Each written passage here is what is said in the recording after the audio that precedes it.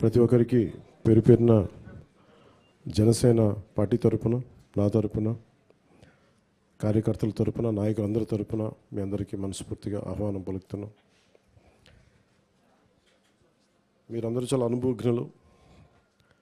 నాతో పాటు ఇక్కడ ఈ కార్యక్రమంలో భాగస్వాములైన కీలకమైన సామినేని ఉదయ్ భాను గారు కానీ, రోసయ్య గారు కానీ, అలాగే నన్ను నమ్మి నాతో పాటు బలంగా ఉండిపోయిన, వెన్నుదన్నుగా ఉండిపోయిన రాష్ట్ర సివిల్ సప్లైస్ మంత్రి, ఫార్మర్ ఉమ్మడి ఆంధ్రప్రదేశ్ స్పీకర్ శ్రీ నాదెండ్ల మనోహర్ గారికి,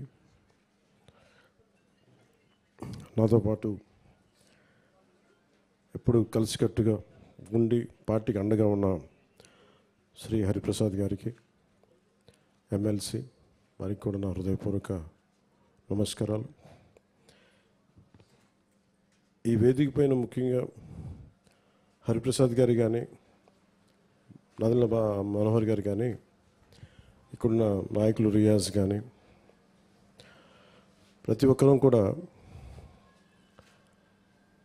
ఒక ఆశయాన్ని నమ్ముకొని మేము వచ్చాం ఇక్కడికి.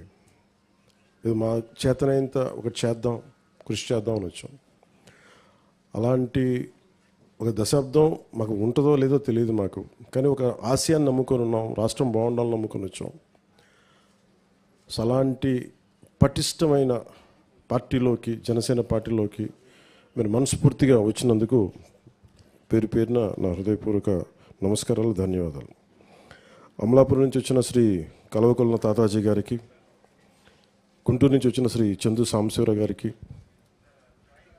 సోదరి రాజమండ్రి నుంచి ఎలక్షన్ సమయంలో చెప్పాను, రాజమండ్రి సభలో చెప్పాను, ఎలక్షన్స్ అయిపోయిన తర్వాత నేను ఎలక్షన్స్ కోసం చేయను, మనస్ఫూర్తిగా కుటుంబాన్ని విడతీయటం నాకు ఇష్టం లేదు, కుటుంబాలు చాలా శుభం, సుప్రభాతం కూడా వినిపిస్తాం మీద కలిసి. ఇది ఎందుకంటే నాకు కుటుంబాలు కలిసి ఉండాలని కోరుకునేవాడిని. సో అలా 3 నెలలుగా తర్వాత, దాదాపు 100 రోజుల తర్వాత పాప నా మాట మీద మన్నించి ఆ రోజు ఎంతో సహనంతో వచ్చిన ఈరోజు జాయిన్ అయిన శ్రీ ముద్రగడ క్రాంతి గారికి, వారి కుటుంబ సభ్యులకు, వారి శ్రీవారికి మనస్ఫూర్తిగా నా హృదయపూర్వక నమస్కారాలు. గుంటూరు కార్పొరేటర్ శ్రీ నిమ్మల వెంకటరమణ గారు, శ్రీ సంకూరి శ్రీనివాసరావు గారు, శ్రీమతి ఎర్రి ధనలక్ష్మి గారు, శ్రీమతి ఐశెట్టి కనకదుర్గ గారు,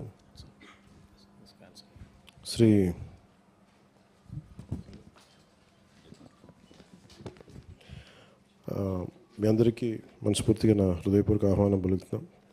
జగ్గపేట మున్సిపల్ కౌన్సిలర్స్ నుంచి శ్రీ కొలగాని రాము గారు, శ్రీమతి కాశీ అనురాధ, శ్రీమతి తుమ్మల ప్రభాకర్ రావు, శ్రీమతి కాటగాని శివకుమార్ గారు, 13th వార్డు కౌన్సిలర్స్, అలాగే శ్రీమతి తనేరు నాగమణి గారు, శ్రీ సాధుపాటి రాజా గారు, శ్రీమతి పాకలపాటి సుందరమ్మ గారు, శ్రీ షేక్ సిరాజు, శ్రీమతి మూర్ సరస్వతి గారు, శ్రీ పండుల రోసాయి గారు, చైతన్య శర్మ గారికి, శ్రీ ఎస్కే ఖాదర్ బాషా గారికి, శ్రీ ఆకుల్ బాలాజీ గారికి, శ్రీ వీరయ్య చౌదరి గారికి మనస్ఫూర్తిగా జనసేన పార్టీ తరఫు మీ అందరికీ ఆహ్వానం పలుకుతున్నాం. శ్రీ జక్క ధర్మారాయుడు ఎంపీటీసీ, శ్రీ జక్క వెంకట నరసింహారావు గారు ఎక్స్ ప్రెసిడెంట్, శ్రీ గల్లా అరుణ్ కుమార్, శ్రీమతి కొండ సునీత ఎక్స్ ఎంపీటీసీ, తోట నాంచారయ్య గారు ఎక్స్ విద్యా కమిటీ చైర్మన్, శ్రీ కోన రామకృష్ణ గారు, శ్రీ ఎర్రబోతు రామ్మోహన్ రావు గారు, శ్రీ గల్లా ఆనంద్ కృష్ణయ్య గారు, గల్లా అంకినీయుడు, ముద్దినేని శివనాగేంద్ర ప్రసాద్, గల్లా నాయక్ జోగేశ్వరరావు గారికి, శ్రీ జొన్నలగడ్డ ఏడుకొండల గారికి మనస్ఫూర్తిగా మీ అందరికీ ఆహ్వానం పలుకుతా ఉన్నాను. ధన్యవాదాలు తెలియజేసుకుంటున్నాను. మీరు నమ్మి జనసేన పార్టీలోకి వచ్చినందుకు మా బలం, మా విశ్వాసం మరింత ఇనుముడింపైంది. మా మీద విశ్వాసంతో వచ్చి, ఉదాహరణకి ఉదయ్ భాను గారు నాకు ఎంతో కాలం నుంచి తెలిసినా కానీ ఒక రాజకీయాలను ఒక క్రమశిక్షణతో చేసే వ్యక్తి, మాట తూలని వ్యక్తి, ఎంత రాజకీయాన్ని వ్యక్తిగత కాకుండా పాలసీ విధానాలతోటి రాష్ట్ర భవిష్యత్తు కోసం నిరంతరం తపన పడే వ్యక్తి, ఖచ్చితంగా పోటీతత్వం ఉన్న వ్యక్తి. అలాంటి వారికి మనసిప్పి నాతోటి వచ్చి పని చేయాలని ఉంది నాకు అన్నీ. ఇలాంటి సమయంలో వచ్చినందుకు మనస్ఫూర్తిగా వారికి నేను నా హృదయపూర్వక ధన్యవాదాలు. ఈ కార్యక్రమాన్ని తీసుకొచ్చి అందుకనే వారికి మీ ఆధ్వర్యంలో మీకు జిల్లా బాధ్యతలు మీ మీద పెట్టాం. అందుకే మొన్న పేపర్లో కూడా చూశాను, ఆయన జిల్లా సేనానిగా ఆయన్ని అభివర్ణించారు. ఆయన మనస్ఫూర్తిగా వారికి నా ధన్యవాదాలు తెలియజేసుకుంటాం. ఇది మనందరం కలిసి నడుద్దాం. ఇందాక పెద్దలు కూడా వచ్చారు చాలామంది మనకి అవనిగడ్డ నుంచి.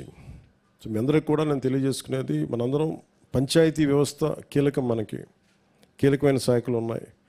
ఈరోజు మీరు చూసారు పల్లె పండుగ కానీ, లేదంటే మనకి మనకి గ్రామ సభ వారోత్సవాలు కానీ అన్నీ వారం రోజులు పని పెట్టుకుని ఇప్పుడు దాకా కూడా ఇన్ని దశాబ్దాల కాలంలో ఇంత పారదర్శకంగా ఎక్కడికి అవినీతికి తావు లేకుండా తీసుకెళ్తున్నాం ముందుకి.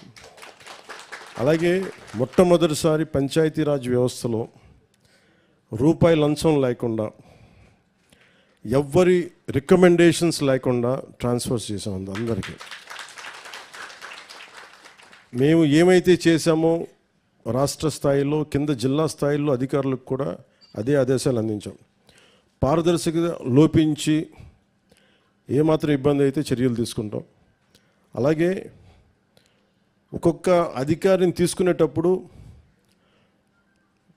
మన కూటమి ఎమ్మెల్యేలు కానీ మంత్రులు కానీ వారు ఇచ్చిన సిఫార్సుల్ని పరిగణలోకి తీసుకొని రూల్ బుక్ ఏం చెప్తుంది, ఏ విధంగా ఒకటే కొన్ని దశాబ్దాలుగా 20 సంవత్సరాలు ఒకటే చోట పాతుకుపోయారు కొంతమంది, వాళ్ళందరినీ కాదని మంత్రులు ఎమ్మెల్యేలు కూడా, కూటమి మంత్రులు ఎమ్మెల్యేలు కూడా మాకు ఈ సిఫార్సులు చేసినవి కూడా పరిగణలోకి తీసుకొని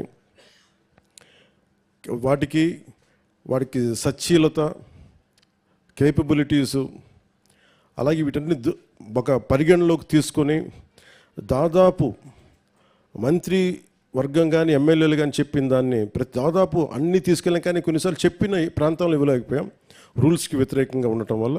కానీ పక్క జిల్లాలకు వెళ్ళటం, బట్ అందరినీ వారి సిఫార్సులు ఎక్కడా కూడా వారి నొప్పించకుండా చేసాం. అది అంటే తానొప్పక ఇతరులు నొప్పింపగా అని చెప్తారు కదా మన సుమతి సత్యం. అలాగా ఏదైతే మన కూటమి పెద్దలు ఏమి చెప్పారో ఎమ్మెల్యేస్ కానీ మంత్రులు కానీ వారి పరిగణలోకి తీసుకొని, కానీ ఎక్కడ కూడా కాంప్రమైజ్ అవ్వకుండా. నేను చెప్పాను, లంచం అనే పదం వినిపిస్తే మటుకు వెంటనే ఆఫీస్ నుంచి వెళ్ళిపోతారు. మాకు అలాంటి వ్యక్తులు అవసరం లేదు, అలాంటి అధికారులు అవసరం లేదు. ప్రత్యేకించి డిప్యూటీ సీఎం పేషీలో ఉన్న అధికారులందరికీ కూడా మనస్ఫూర్తిగా నేను ధన్యవాదాలు తెలియజేసుకుంటూ ఉన్నాను. అలాగే మనం ఈ రోజున సామ్నేని ఉదయభాను గారు కానీ లేదా మీరు కానీ మీరందరూ పోటీలో లేకపోయినప్పటికీ కూడా ఇది మన ప్రభుత్వం.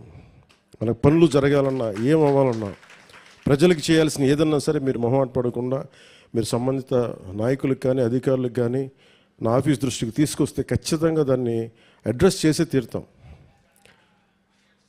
ఉదాహరణకి మనకి